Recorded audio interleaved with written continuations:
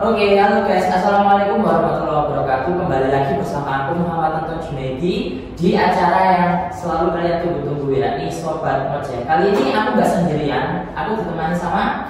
Halo, aku sendiri Naila Regina Putri dari jurusan D3 Akuntansi, satu kelas juga sama Anton. Kali ini kita bakalan mau bahas accounting for leasing atau akuntansi untuk sewa. Nah, pembahasan kita kali ini tuh semoga bisa buat teman-teman nanti kalau UAS memudahkan kalian ya. Oke kak, langsung aja ya. Kalau menurut kamu nih, leasing itu apa sih? Oke, jadi leasing itu secara umum adalah perjanjian sewa menyewa aset, misalnya nih ya, kendaraan, gedung atau alat berat antara dua pihak, yaitu lessor yang menyewakan dan lease itu yang menyewa. Nah, dalam akuntansi ini leasing itu dibagi menjadi dua, yaitu operating lease dan finance lease. Semenjak adanya PSKK 73, semua leasing itu dicatat dalam laporan posisi keuangan alias neraca. Ya, benar banget. Artinya sekarang leasing wajib mencatat aset hak guna atau right of use asset dan liabilitas sewa atau lease liability sejak awal perjanjian sewa. Jadi nggak bisa lagi dianggap cuma biaya sewa bulanan.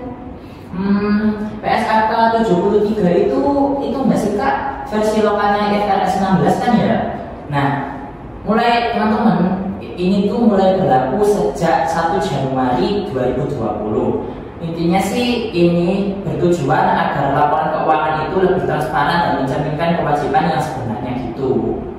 Setuju. Dulu operating lease nggak muncul di neraca, jadi perusahaan itu kayak punya utang tersembunyi.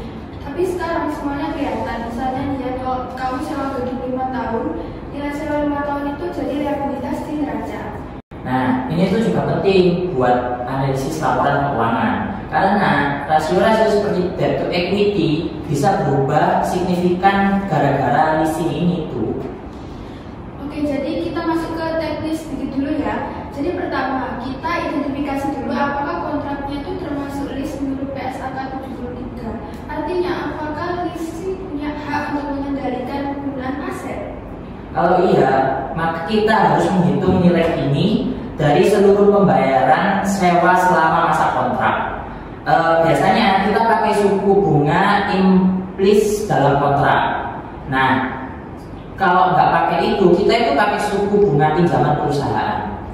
Nah, dari situ kita catat right of use asset di sisi aset dan lease liability di sisi kewajiban. Selama masa sewa, kita akui depresiasi atau aset atas aset dan bebas bunga atas liabilitas. Jadi beban sewa yang cuma satu angka sekarang itu menjadi dua, yaitu depresiasi dan bunga. Yang awalnya itu berat di awal, tapi totalnya nanti seimbang seiring berjalannya waktu. Oke, misalnya gini ya, sebuah perusahaan menyewa kendaraan selama 3 tahun dengan biaya 10 juta rupiah per bulan. Totalnya itu berarti 360 juta rupiah. Nah, kita disuruh menghitung nilai gini dari total pembayaran itu dan mencatat sebagai aset dan liabilitas. Dan tiap bulan tuh kita akan menyusulkannya ya, dicatat bunga dari utangnya itu berapa. Di akhir 3 tahun liabilitas dan asetnya habis karena disusulkan itu. Nah, logikanya ini yang sering muncul di soal-soal akuntansi, keuangan menengah atau lanjutan. Jadi penting banget buat kalian. Menurutmu nih kak, tantangan terbesar nih ya sebagai seorang mahasiswa dalam materi ini itu apa sih kak?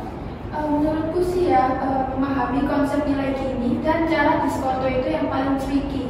Banyak yang langsung bingung pas lihat rumus atau tabel present value. Oke, benar kak. Apalagi kalau kita pilih pakai suku bunga implisit nih ya. Tapi sebenarnya kalau udah ngerti alurnya sih, kalau dipikir ya logis-logis aja. Ya, aku ada tips nih ya. Jadi jangan cuma hafalin jurnal, tapi pahami alurnya dari identifikasi kontrak. Kemudian hitung nilai gini, terus dicatat awal, lalu jurnal per bulan. Dan itu soal juga penting banget. Setuju. Buat teman-teman nih, jangan lupa ya baca PSAK 73 karena di situ tuh dibahas secara rinci tentang bab yang kita bahas kali ini. Atau kalau bisa kalian cari referensi-referensi secara online di browser, banyak kok. Apalagi kalau kalian kuliah biasanya itu dikasih studi kasus oleh dosen. Terkadang itu diambil dari real atau kehidupan nyata. Oke, kayaknya itu dulu obrolan program kita mengenai akuntansi untuk leasing. Jadi semoga bisa membantu teman-teman yang lagi mau belajar topik ini. Ya, semoga juga bisa membantu kalian ya nanti kalau UAS, karena ini tuh menurutku salah satu materi yang sulit, jadi jangan lupa belajar. Oke guys, cukup sekian obrolan dari kami. Terima kasih ya Kak Nay udah menyempatkan waktunya untuk ngobrol bersama saya di sini. Terima kasih atas segala waktunya dan sampai jumpa lagi.